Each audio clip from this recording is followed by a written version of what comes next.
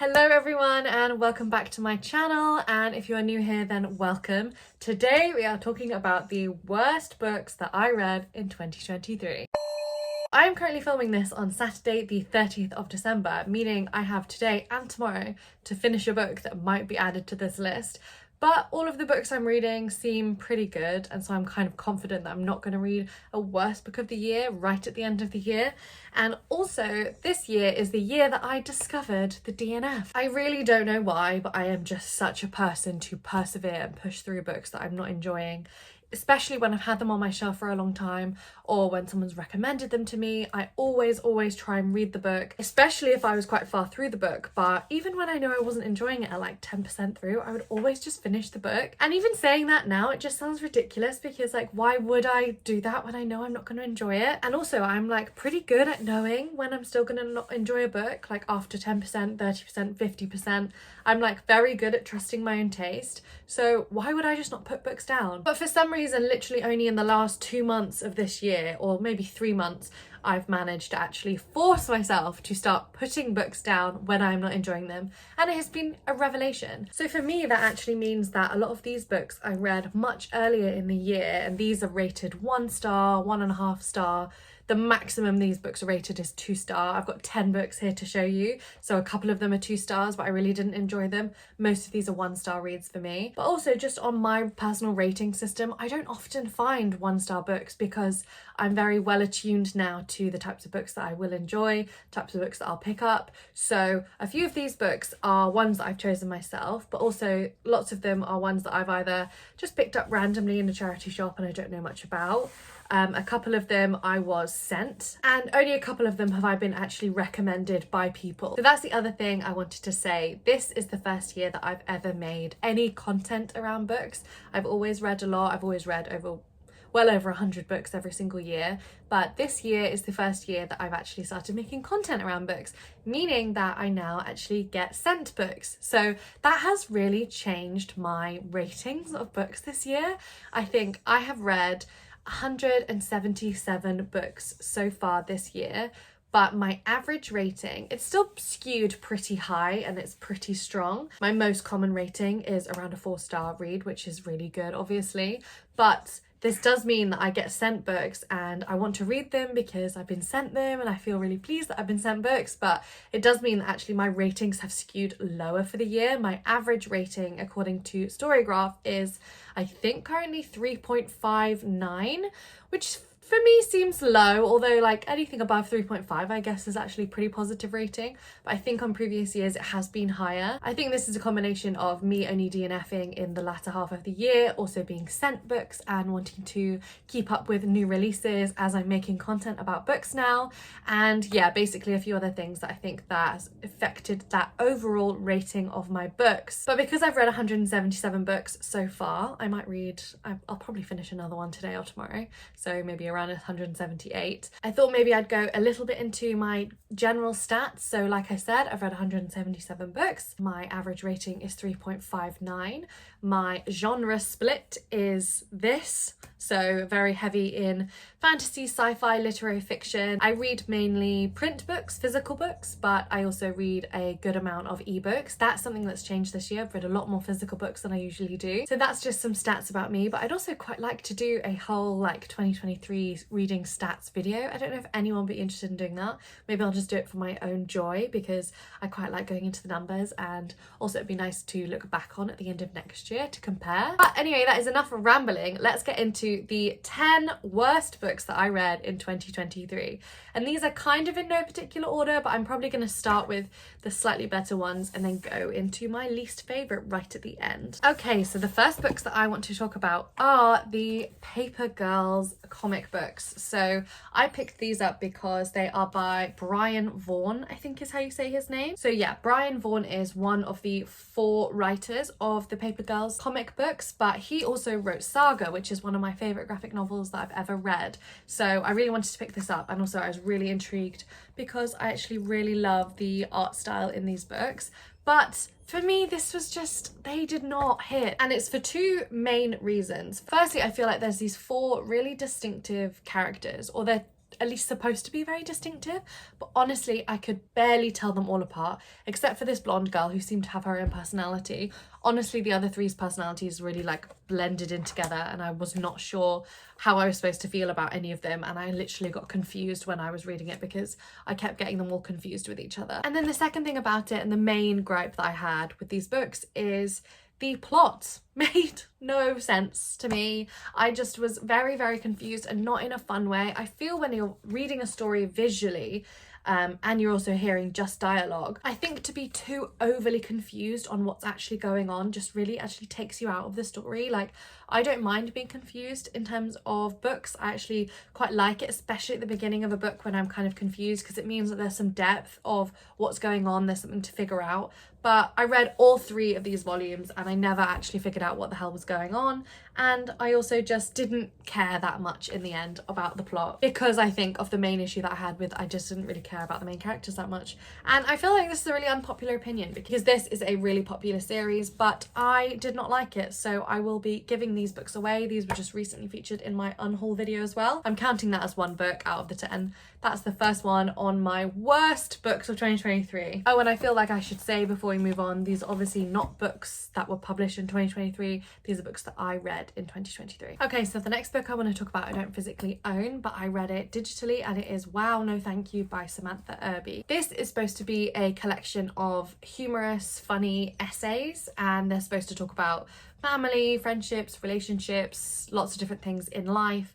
And I first started reading this and I really enjoyed the first essay, and then I enjoyed the second essay a little bit less, and then I enjoyed the next one a little bit less, and then by the time I got to the end of the book I just was really frustrated with this book in general, and it kind of coloured my whole perception of the entire book, because basically every single essay was basically the same. It felt like exactly the same jokes were being made, it felt like the same topics were being covered, and they all had the same take on life in every single essay. So the 1 was fine to read, and then maybe 2 and 3 were okay, but then by the time I got to the end I was so bored and I just felt really frustrated because it was so repetitive as well. The humour really started to grate on me, and it's kind of this snarky, very self-deprecating humour. Like, in a way it reminded me of Bad Feminist by Roxane Gay, but not really as much in subject matter, just more the tone of the humour, and I really like Bad Feminist, but this just felt like almost too sarcastic and a bit snarky by the end.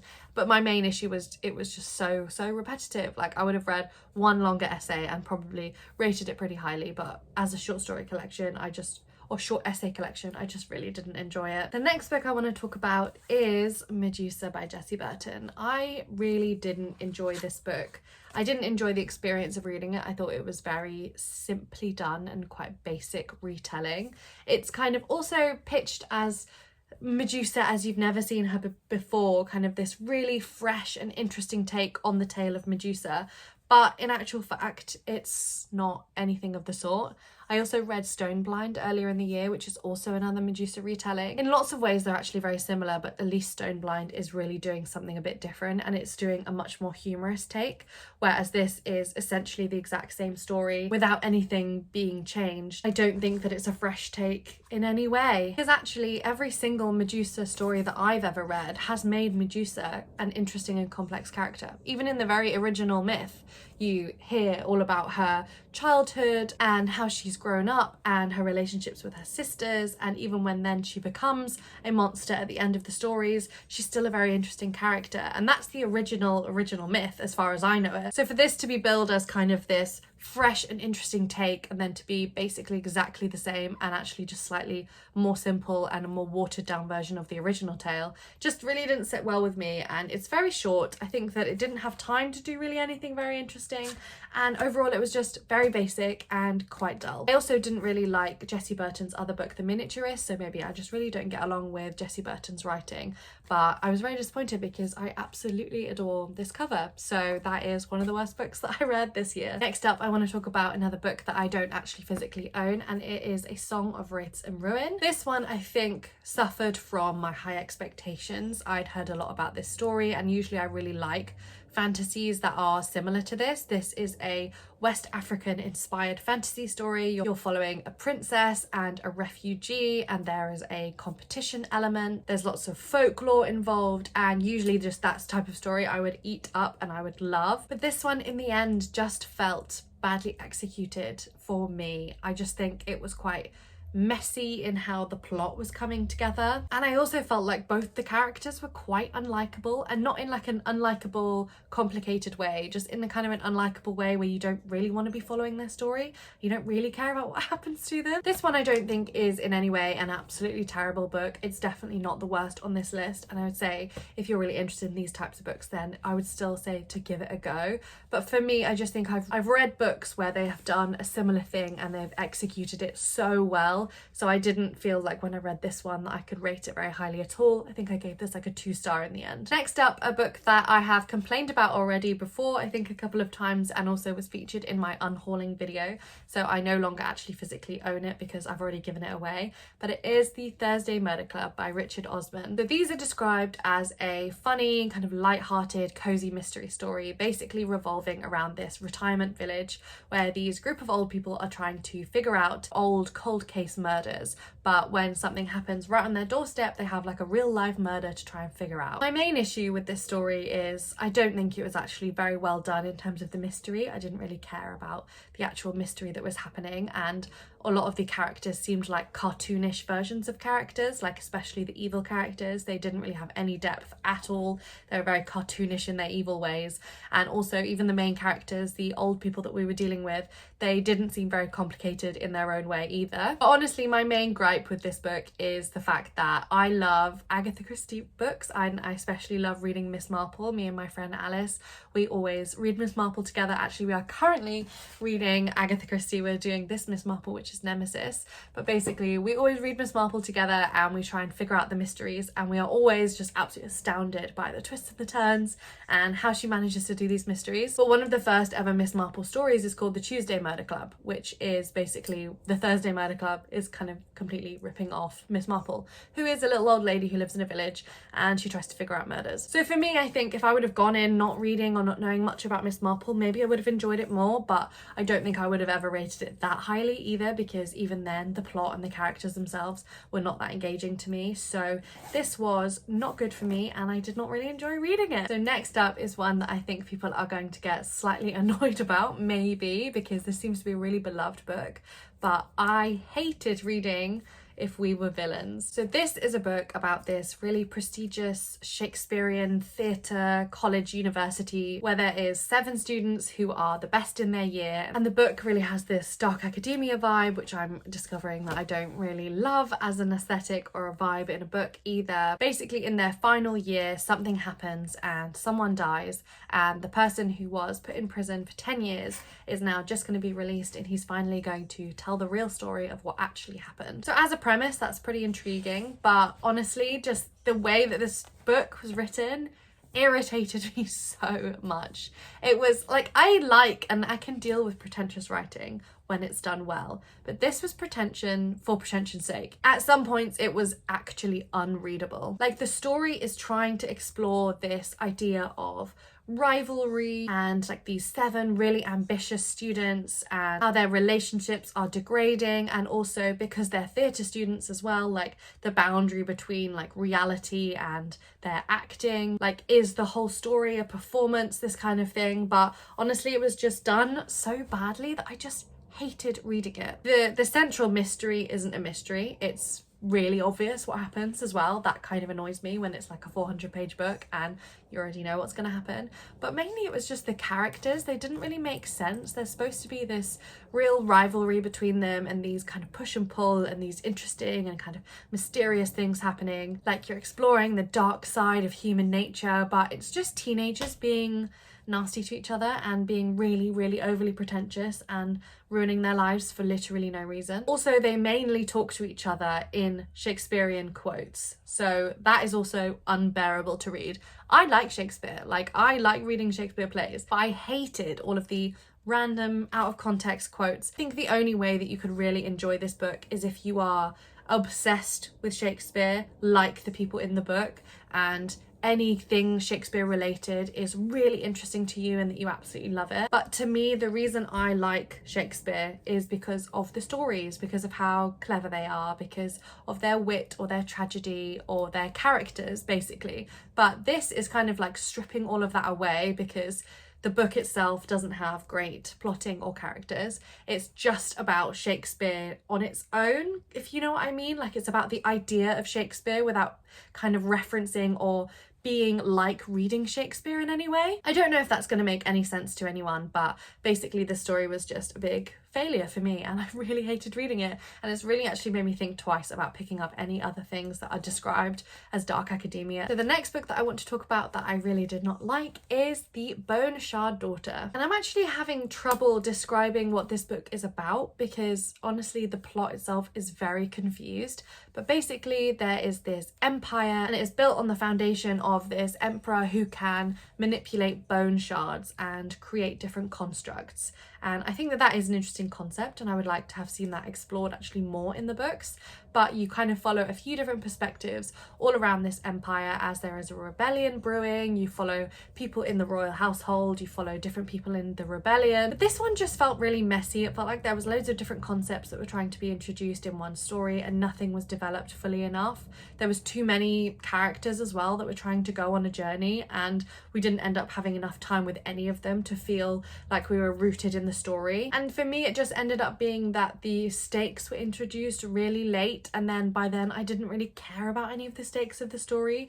And even now, like, I'm finding it difficult to tell you like the actual plot beat by beat of what would go on in this story because it was very confused and very muddled. I don't know where the story goes and if it gets significantly better with the second book or the third book, but just something about this I really didn't enjoy, and I thought that it was quite a clumsy attempt at introducing a new fantasy world. I also think that this is like probably quite an unpopular opinion though. This seems to be a very, very well loved series, so if you tell me that this book gets significantly better in the second or third one, then maybe I would pick it up. I'm not actually sure if there is a third one yet.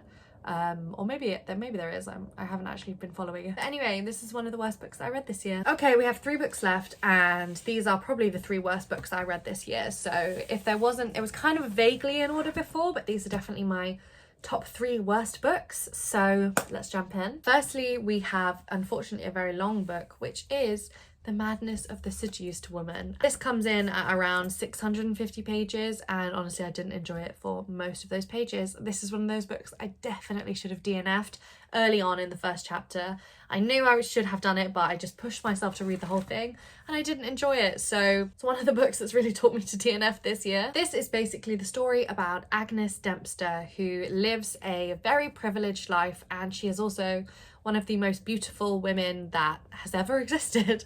Everyone who sees her thinks that she's the most beautiful person who's ever existed. Also, all the women in her family have also had this beauty, but she herself thinks that she's had this very unhappy childhood. I honestly don't know why, because everything seemed to be fine for her in her childhood. Nothing actually really bad happened. And she had 2 parents who did love her and care for her. But anyway, she then decides to escape to the big city after this unhappy childhood. And she basically goes on a rampage. And you're kind of flicking back and forward. And basically it's revealed that she's been accused of murdering someone. And you're trying to figure out kind of who that she murdered and why and what happened. And so you just follow her in quite excruciating detail as she goes about her life, making friends but not really, because she's a really nasty person to everyone she meets, and kind of meeting different men and then also falling in obsessive love with someone, which I thought from the description on the back and kind of the title of the book, I thought that that obsessive love would be a lot more of a focus in the book and it would be really deeply explored and we would almost also feel that obsessive love for this person, or at least understand why. But honestly, it was based on nothing, and she herself didn't even really know why she was in love. It didn't come from anywhere. Also, like, there was nothing in her childhood that like would almost reflect on why she was this type of person. Basically, we just spent so long with her and I still did not understand her, and she did not understand herself, even though it's so introspective and it's so much about her older self looking back at her younger self and trying to have this real self-reflection about human nature and obsession and love and all of these different things. But none of it was actually properly explored. Like, it kind of says that it's about this like building up this person to be a perfect version of something, and then you realise maybe they're not that perfect, and you know, the illusion is shattered. But really, that's not actually really what happened as well, because she knew that he wasn't a perfect person the entire time, and she intentionally and almost forced herself to fall deeply in love with him. But not even love, like, it was just obsession, but it was kind of self-obsession more than anything. And I just think with how much time we had spent with her, there could have been some really interesting analysis going on about her as a character who was absolutely insane as she's supposed to be, but also insane in ways that she's not supposed to be. Like, lots of her decisions just don't make sense. Anyway, I'm just ranting now because this book really annoyed me and I felt like I had my time really wasted. So I do not recommend it, and I really did not like it. I do like this cover though, and I like the title, so that is a shame. So that is one of the worst books that I read this year. And next up, I'm just deciding what's going to be first place and second place. I think I'm gonna do... Oh, this is difficult. I'll go with my gut. Okay, so the second worst book that I read this year was The Discomfort of Evening. This is an interesting one because I can see why technically this is a good book and like why some people would love it. But the experience of reading it to me is burned into my brain in such a negative way. Like, I felt physically disgusted constantly in this book, which I know is the point. It's the point of the book, but it doesn't mean that I enjoyed it. It doesn't mean that I would rate it highly. It is also one of the worst reading experiences I've ever had. So it has to be this high on my worst books list. So this book is about Jazz, who is 10 years old, and she is a weird little girl, which is fine. Lots of us were weird little girls, but basically one day she is worried that her dad is going to kill her pet rabbit. So she makes a promise to God to take her brother instead and then save her rabbit. And then her brother, unfortunately, passes away in a freak kind of ice skating accident. And that's not a spoiler, that happens at the beginning of the book, but the rest of the book is really exploring the family dynamics and grief and what that can do to relationships and to someone's psychology. But honestly, it was such a disturbing book. Like, there is a lot of dark things that are explored in this book, and I just honestly hated reading it. I don't even really like holding this book. I read this basically for the Reading Around the World challenge that I do. This is the book that I chose for the Netherlands, and I'd heard also really amazing things about it. It was nominated, it won the International Booker in 2020, and I can actually see why, because it's diving deep into this feeling of discomfort. One of the biggest themes of the book is sitting in the feeling of discomfort and kind of going through difficult feelings and difficult periods in your life, like grief and like growing up in a really isolated rural community as a 10-year-old girl. So while I can see all of that objectively, and it was objectively quite well done, I'm never gonna recommend this book because it was absolutely horrific to read and I hated it. Maybe just really dark and disgusting books are not for me. So, okay, and then the worst book that I read this year is unfortunately one of the first books I was also sent, is like a PR package, and it's also the first time that I've tried this very, very well-loved author, which it doesn't actually turn me off the author because it's kind of a different genre, but it is basically The Night House by Jo Nesbø. So as I was saying, I still would read other Jo Nesbø books. I would never read if they are going to do another horror book, because this was not good at all. So basically this book follows Richard, who is 14, and he is like a troubled teen. He's been sent to live with his aunt and uncle, I think, in this kind of remote town, and it's quite obvious that he's a bully as well. He's just really mean to people and you don't even really know why. He's just kind of like this snarky, mean 14-year-old. And then he is kind of bullying his friend, and basically this tragic thing happens where his friend gets sucked up into a telephone and it's just not really explained, and like, oh my god, why is this happening? And then Richard ends up getting blamed for this person going missing. But honestly, that's not really what the book is about at all. It really derails. Basically, you're really told also at the beginning that he is not a reliable narrator. It's also said on the back in the blurb, Richard's not a reliable narrator, which is also, by the way, a huge spoiler. If you're gonna like tell someone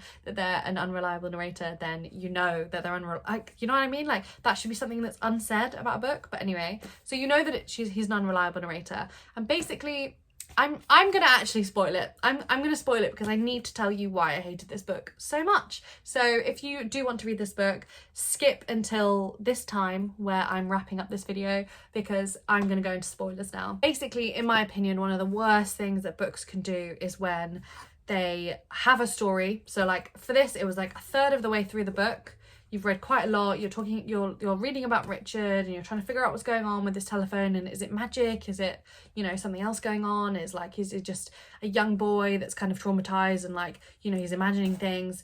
And then you just basically, the book stops and it goes, oh no, it was actually all written in a book and it's not real. That happens in the book and I hate when that happens. I literally think it's like the laziest twist in the world. That happens about a third way through the book, and then you are reading from the author of the first part of the book. So you're reading from a different Richard who's an adult, who's an author. And then this adult Richard is going back to this hometown where he grew up and where he based the story on. And he's kind of going around and there's a big reunion. And just as you think it's kind of normal and you're like, oh, like trying to figure out what's going on with this author Richard, everything suddenly goes off the rail again. There's magic, there's like demons, there's really weird things happening. And then suddenly the same thing happens again. And you go, just kidding, that was all a dream. And none of that happened as well. And actually he's in an insane asylum. So not once, but twice did it happen where you're reading for a huge amount of time and none of it's real and none of it's actually happening. And honestly, it drove me nuts, the fact that they did it twice, where you're like, oh, just kidding, it was a dream. Oh, just kidding, that was actually in a book and it wasn't real. Do you know what I mean? Do you know, like, maybe it's just me that hates this so much, but I hate that so much. And they did it not once, but twice. By the end, I just did not care. I did not care what was happening to this guy or what the real answer was, because for the basically 2/3 or more of this book, you're reading a book within a book, or you're reading a dream sequence. So they have no real actual consequences for the actual story, if you know what I mean.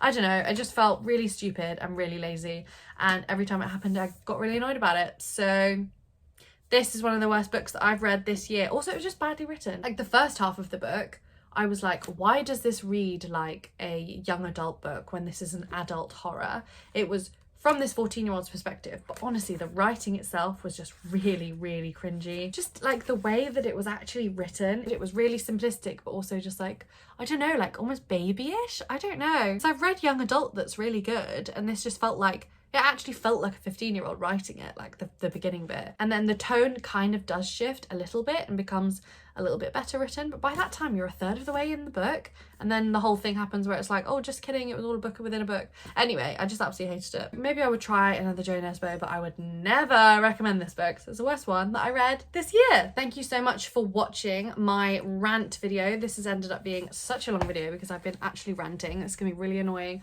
to edit, and also my voice is disappearing. But yeah, this is some of the stack of the books that I hated this year. Let me know if you think I've got it really wrong and I'm crazy, because I'll be interested to know your opinions as well. I always like hearing if people love books that I hate and vice versa. Although actually I don't love when people hate books that I love, but I don't mind it actually. I kind of like hearing other people's opinions. So let me know if you do love any of these, or let me know if you also hate them too. And let me know if I have actually intrigued you enough to read any of these books, because I'll be interested to know that as well. But stay tuned, and also please subscribe if you haven't already, because my best books of the year video is coming in the next couple of days, and that'll be a much more positive and pleasant video to watch. But I do hope that you enjoyed this video anyway, and thank you so much for watching. Please subscribe if you haven't already, because it means so much to me, and I will talk to you again soon. Bye!